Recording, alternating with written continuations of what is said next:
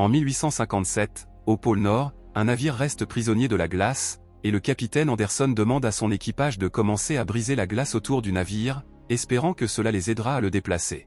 Après plusieurs heures d'efforts, le médecin du bord appelle Anderson pour l'avertir qu'il aperçoit une lueur de feu au loin. Anderson part vérifier avec quelques hommes et il découvre du sang éparpillé sur la glace, ce qui les conduit à un homme gravement blessé nommé Victor. Alors qu'il tente de lui venir en aide, un rugissement terrifiant retentit dans la nuit polaire, plongeant le groupe dans la panique. Ils ramènent Victor en urgence au navire et se saisissent de leurs armes, juste avant qu'une créature monstrueuse n'approche dans l'obscurité.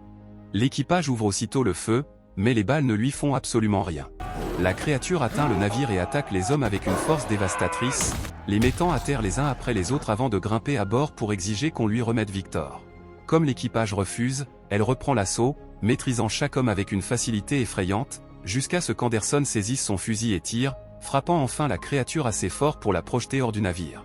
Cependant, il est toujours en vie, alors les hommes se précipitent pour remonter l'échelle afin de l'empêcher de revenir à bord. Alors furieuse, la créature commence à pousser le navire, qui se met à dangereusement pencher. Anderson tire de nouveau, et cette fois, il vise la glace sous les pieds de la créature, la brisant. La créature sombre aussitôt dans l'eau glacée. Quelques instants plus tard, le médecin du bord soigne les blessures du mystérieux visiteur. Victor les avertit que la créature reviendra, car elle ne peut pas mourir, et qu'elle tuera tous ceux qui tenteront de l'arrêter. Il avoue également qu'il a créé la créature, et que lorsqu'elle reviendra, il veut qu'Anderson le livre. Il commence ensuite à raconter comment tout a commencé. Victor est le fils d'un célèbre chirurgien nommé Léopold, qui a épousé sa mère uniquement pour sa richesse. Léopold n'est pas souvent à la maison, mais lorsqu'il l'est, il devient tellement autoritaire qu'il force même sa femme à manger quand il le décide. Les parents de Victor se disputent souvent à son sujet, ce qui effraie le pauvre enfant. Après une dispute, Victor console sa mère en larmes et comprend que son père les déteste tous les deux. Léopold enseigne à Victor tout ce qu'il sait sur la médecine, et le met constamment à l'épreuve. Si le garçon se trompe, Léopold lui frappe le visage avec un bâton. Étant enceinte, un jour, sa mère saigne abondamment. Léopold se précipite pour l'aider à accoucher, et le bébé naît en bonne santé. Mais malheureusement, la mère meurt durant le processus. Privé de sa présence et de son soutien, Victor commence à se sentir seul au monde. Au fil des années, Léopold consacre tout son temps à son fils cadet, William, tandis que Victor est ignoré. Ce traitement pousse Victor à se demander comment sa mère a pu mourir sous les soins du meilleur médecin du pays. Un jour, il finit par affronter son père, l'accusant d'avoir laissé sa mère mourir pour obtenir le fils qu'il désirait. Léopold répond simplement que personne ne peut vaincre la mort. Alors, Victor jure qu'un jour, il prendra le contrôle absolu sur la vie et la mort. Cette nuit-là, il rêve d'un terrifiant ange noir entouré de flammes, qui l'inspire à devenir un meilleur chirurgien que son père. Dans le présent, la créature brise la glace et remonte à la surface pour repartir à la recherche du navire. Pendant ce temps, Victor poursuit son histoire. Après la mort de Léopold, William est envoyé vivre chez des proches à Vienne, tandis que Victor part à Londres. Pendant des années, il ne fait qu'étendre ses connaissances autant que possible. En 1855, au Royal College of Medicine, Victor affirme que l'homme peut arrêter la mort. Il présente les restes d'un commerçant. Cependant, le bras appartient en réalité à un charpentier, et Victor les a simplement cousus ensemble pour former un seul corps. Il connecte un appareil au corps et tout le monde est choqué de le voir bouger. En voyant Victor utiliser le courant, un professeur qualifie l'expérience de simple numéro de carnaval, persuadé que les mouvements ne sont causés que par le choc électrique. Pour lui prouver le contraire, Victor lance une balle. Le corps la rattrape immédiatement, montrant que le cerveau fonctionne, et que les muscles ne bougent pas seulement à cause de l'électricité. Les professeurs qualifient le projet d'impie et d'abomination, affirmant que seul Dieu peut donner et reprendre la vie. Une dispute éclate et la foule s'agite, tandis qu'Henrik observe calmement depuis son coin. Après avoir déconnecté le corps, Victor quitte le bâtiment. Henrik le rattrape immédiatement et lui explique qu'il a été envoyé par William, qui viendra rendre visite à Victor dans quelques jours, pour lui présenter sa fiancée qui est aussi la nièce de Henrik. Quand Victor lui demande comment s'est passée sa présentation, Henrik répond qu'elle était brillante, mais qu'il a commis des erreurs parce qu'il était trop excité. Henrik lui demande alors de rester 3 jours de plus à Édimbourg, car il veut lui montrer quelque chose d'extraordinaire. 3 jours plus tard, Victor se rend chez Henrik avec ses recherches. Henrik explique qu'il a été chirurgien militaire et révèle une planche en bois, où repose un système nerveux entier, préservé comme une œuvre d'art. Il discute en détail de la manière dont le corps humain pourrait stocker de l'énergie, ce qui donne à Victor de nouvelles idées pour améliorer son projet.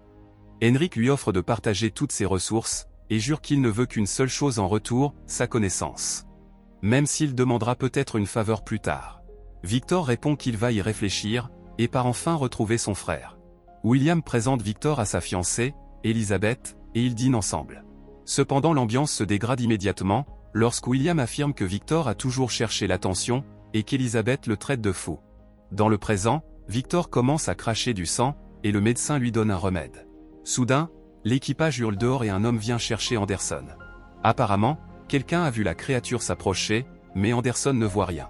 L'équipage est terrifié et pense qu'il faudrait se débarrasser de Victor. Cependant, Anderson leur assure que Victor est sous sa protection. Non loin, la créature fixe le navire. Quand Anderson retourne à l'intérieur, Victor reprend son récit. Quelques semaines après le dîner maladroit, Henrik emmène les frères dans un vieux château abandonné au milieu de nulle part. Victor accepte enfin son accord, et lui dit tout ce dont il a besoin pour transformer le château en un laboratoire magnifique. Ensuite, Victor commence à visiter la ville la plus proche, souvent pour acheter les corps de criminels pendus qu'il utilise pour ses expériences. Un jour, il est surpris de voir Elizabeth en ville, et la suit jusqu'à l'église où elle va se confesser. Victor entre en premier dans le confessionnal et fait semblant d'être le prêtre, pour entendre ce qu'elle a à dire. Elizabeth explique que son beau-frère est un homme cruel et méchant, et Victor ouvre la fenêtre en réalisant qu'elle savait depuis le début qu'il était là. Plus tard, lors d'un dîner, Victor remarque les livres qu'Elizabeth a achetés, et découvre son intérêt pour les insectes. Elle exprime sa curiosité pour la science et les petites merveilles de la vie, ce qui l'impressionne tellement qu'il lui demande de danser. Dans les semaines suivantes, Victor continue de rassembler des corps, et de visiter les forgerons pour obtenir les pièces de machines nécessaires. Il passe également de plus en plus de temps avec Elizabeth.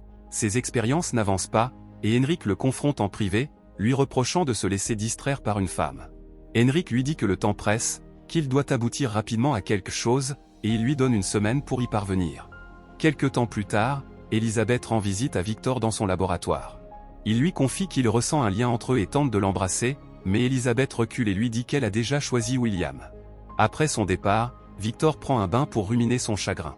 Cette mélancolie le remplit d'inspiration et il réalise enfin ce qui manquait à son expérience. Il modifie le branchement de la batterie et parvient enfin à faire bouger un corps. Ensuite, Henrik et Victor se rendent sur un champ de bataille pour récupérer le plus de cadavres possible. Pendant plusieurs jours, Victor travaille avec acharnement, ne choisissant que les meilleures parties de chaque corps pour construire un être humain de toutes pièces. Henrik vient parfois pour prendre des photos du processus. Un soir, Victor remarque qu'un orage approche et prépare la créature à son réveil. Puis il part chercher Henrik et le trouve caché derrière un miroir, presque sans cheveux. Il s'avère qu'il portait une perruque pour cacher son cancer et qu'il ne lui reste plus longtemps à vivre. Henrik révèle enfin la faveur qu'il souhaite de Victor, son cerveau doit être transplanté dans la créature afin qu'il puisse continuer à vivre. Victor refuse et monte en courant à l'étage. Sur le toit du château, il installe un dispositif qui reliera la créature à la foudre. En redescendant, il trouve Henrik qui continue à le supplier de transplanter son cerveau. Henrik offre tout son argent et même Elizabeth en échange. Victor refuse à nouveau et explique que le cancer a contaminé chaque partie d'Henrik, y compris son cerveau et son sang. Furieux, Henrik saisit un morceau du dispositif et menace de le jeter dans le puits de la tour. Dans la lutte, Henrik et la pièce tombent dans le puits, et Henrik meurt instantanément. Victor descend en courant, vérifie le corps, récupère le dispositif et le reconnecte à la machine. Mais l'appareil dysfonctionne, obligeant Victor à agir rapidement pour tout réajuster. Lorsque la foudre frappe enfin, des étincelles remplissent le laboratoire et l'électricité traverse le corps de la créature. Victor déconnecte le dispositif et vérifie le pouls, mais la créature ne montre aucun signe de vie. Il crie de rage avant de monter dans sa chambre, où il rêve une nouvelle fois de l'ange noir. Le lendemain matin, il se réveille en entendant sa mère l'appeler, et découvre avec stupéfaction la créature devant lui. Victor s'approche et la créature imite tous ses mouvements, mais il a peur du soleil quand Victor ouvre les rideaux. Victor lui apprend que le soleil n'est pas dangereux, et lui fait répéter son nom avant de le prendre dans ses bras pour écouter son cœur. Ensuite, Victor le conduit dans un tunnel sous le château et l'attache pour le garder caché. Au fil des semaines, la créature devient plus forte, mais n'apprend pas à parler. Victor dort à peine pour s'occuper de lui comme d'un nouveau-né, et déteste ses tentatives de contact. Un jour, la créature se blesse accidentellement avec un rasoir. Victor s'apprête à recoudre la plaie, mais celle-ci s'est déjà refermée d'elle-même. Chaque fois que Victor s'énerve, la créature s'éloigne par peur. Après plusieurs semaines sans nouvelles de Henrik, William et Elizabeth décident de visiter le château. Victor leur dit qu'Henrik est absent et qu'il ne reviendra que dans quelques jours. Puis, il emmène William dans son laboratoire. Pendant ce temps, Elisabeth entend des bruits et les suit dans les tunnels, où elle est choquée de découvrir la créature. Ils se touchent les mains, et elle se demande qui l'a blessée. Elle se précipite ensuite dans le laboratoire, et demande à Victor pourquoi il a fait du mal à cet être. Victor conduit le couple au tunnel, et explique qu'il l'a créé. La créature rend à Elisabeth ses gants tombés, et William le demande s'il est intelligent, mais Victor ne répond pas. William comprend que Victor n'a jamais réfléchi à quel organe contient l'âme.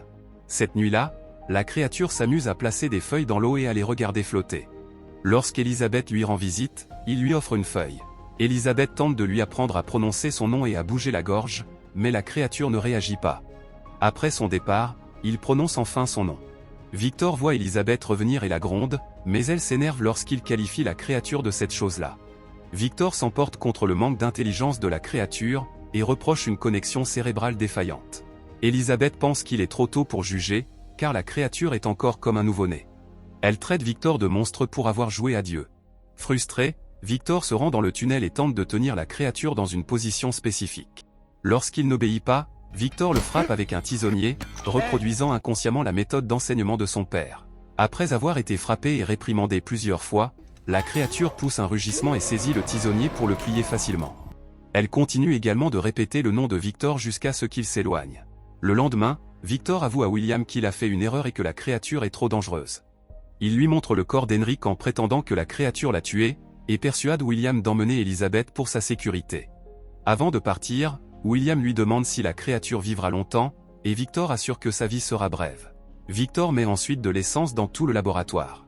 En route, Elisabeth sent le danger et demande à William de faire demi-tour. Victor donne une dernière chance à la créature de parler, et celle-ci répète les noms de Victor et d'Elisabeth. Victor est un instant choqué, mais juge que ce n'est pas suffisant. Il met ensuite le bâtiment en feu, laissant la créature enchaînée dans le tunnel.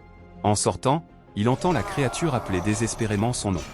Hésitant, Victor tente de revenir, mais une explosion le repousse et lui blesse gravement la jambe. La tour s'écroule alors dans une immense explosion. Elisabeth arrive, et croit être en retard. Dans le présent, Anderson entend des hurlements à l'extérieur et ouvre la porte pour vérifier.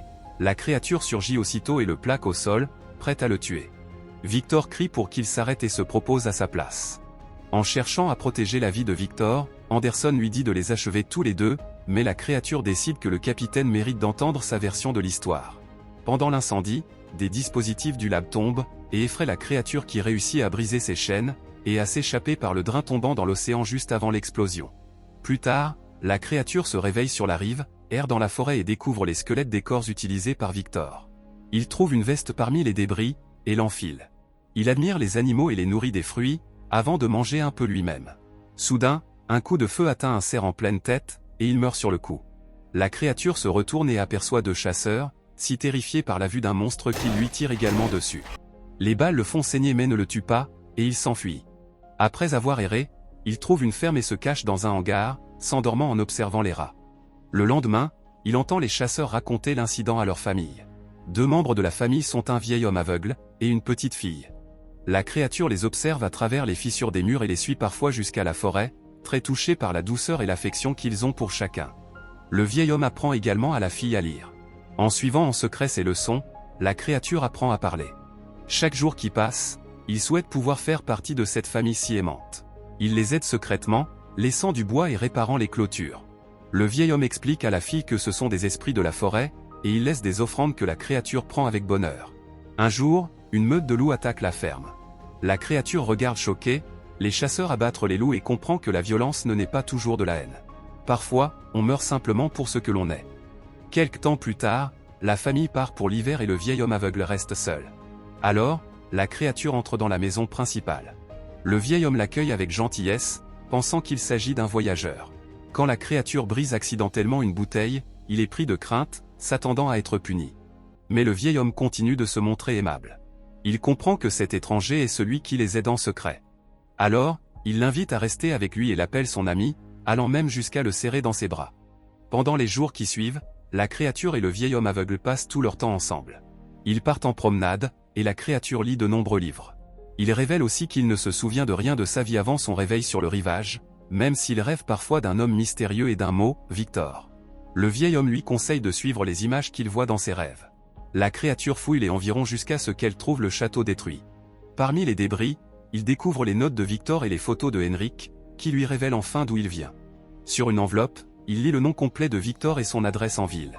Quand la créature revient à la ferme, il est horrifié de trouver les loups dans la maison principale. Il se précipite à l'intérieur et les bêtes l'attaquent, alors il riposte et en tue quelques-uns de la manière la plus sauvage. Les autres loups prennent peur et s'enfuient aussitôt. Après cela, il vérifie l'état de l'homme aveugle, qui est gravement blessé mais toujours vivant. La créature explique qu'il a découvert qu'il est un monstre.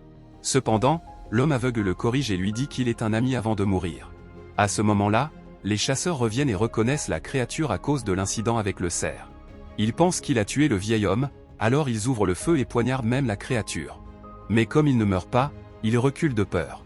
La créature sort et les chasseurs lui tirent encore dessus jusqu'à ce qu'il s'effondre. Puis les chasseurs s'en vont en pensant qu'il est mort. Quelques heures plus tard, la créature se réveille une fois que ses blessures sont guéries. Il comprend qu'il ne pourra jamais mourir, et ne voit aucun sens à vivre seul éternellement. Il désire alors un compagnon pour partager sa vie. Pendant ce temps, Victor a perdu une jambe et porte une prothèse. Chaque nuit, il rêve de l'ange sombre qui le hante avec la culpabilité. Le soir du mariage de William, Victor rend visite à Elisabeth pour lui souhaiter un heureux mariage, mais Elisabeth ne supporte pas de le voir et le gifle pour le forcer à partir. C'est alors qu'on découvre qu'elle a toujours la feuille de la créature. Victor retourne dans sa chambre et trouve la porte du balcon ouverte. Quand il se retourne, la créature sort de l'ombre et demande à Victor de lui créer une compagnonne. Victor dit qu'il ne veut pas créer d'autres monstres, alors la créature commence à le projeter à travers la pièce, détruisant tous les meubles. Elisabeth entend le bruit et se précipite dans la chambre de Victor, ému de retrouver la créature. Victor profite de la distraction pour saisir son revolver et tenter de tirer sur sa création, mais Elisabeth le défend et est blessée par balle à sa place. Les bruits attirent William et tous les invités, alors Victor leur ment que la créature a attaqué Elisabeth. Les hommes se jettent sur la créature pour tenter de l'attraper, mais elle est très forte et les projette facilement, blessant gravement William dans le processus. Ensuite, Elisabeth demande à la créature de l'emmener avec lui, alors il la prend dans ses bras et quitte la pièce. En traversant le hall de réception, les autres invités s'écartent, horrifiés. Pendant ce temps, Victor va voir William, qui tient son frère pour responsable de tout, et affirme que Victor est le véritable monstre avant de mourir. Dans une grotte proche, la créature pose Elisabeth. Elle dit qu'elle n'a jamais trouvé sa place dans le monde, mais qu'elle l'a trouvée auprès de la créature, ce qui l'a rendue éternelle. Lorsqu'elle meurt enfin, la créature sombre dans le désespoir. Peu après, Victor entre lui aussi dans la grotte, et la créature le pousse contre le mur, lui brisant le nez, tout en lui demandant de tuer la création qu'il a commencée. Puis, il sort de la grotte en provoquant Victor pour qu'il se lance à sa poursuite. Avide de vengeance, Victor suit la créature pendant des semaines, et la traque les mène finalement au pôle Nord. Après avoir acheté des munitions et de la dynamite, Victor campe sur la glace et attend dans sa tente. Lorsque la créature tente d'entrer, Victor lui tire dans la main, la faisant reculer. La créature surprend alors Victor par derrière et le traîne à l'extérieur, renversant accidentellement une lampe qui met le feu à la tente. La créature brise alors la seule jambe de Victor et lui fracture la main lorsqu'il tente de la poignarder. Elle prend le couteau et le poignarde à l'épaule avant de vérifier son sac. Lorsqu'elle trouve la dynamite, elle espère que cela fonctionnera enfin. Elle force Victor à l'allumer avant de le laisser s'enfuir. Cependant, à cause de ses blessures, Victor ne peut pas se déplacer assez vite. La dynamite explose et la déflagration projette Victor en bas d'une dune de neige. Pourtant, la créature est toujours en vie. C'est à ce moment que l'équipage les retrouve. Dans le présent, Victor tient la main de la créature et s'excuse enfin, l'appelant mon fils, et l'encourageant à continuer à vivre. La créature lui dit qu'elle le pardonne, et Victor meurt en paix, tandis que la créature l'embrasse sur le front, en l'appelant père. Ensuite, Anderson ordonne à ses hommes de s'écarter et laisse la créature partir. En signe de remerciement, la créature pousse le navire pour le libérer enfin de la glace. Alors que le navire s'éloigne, la créature fixe le soleil comme Victor lui a appris. N'oubliez pas de vous abonner et d'activer les notifications pour voir plus de vidéos comme celle-ci. Merci d'avoir regardé.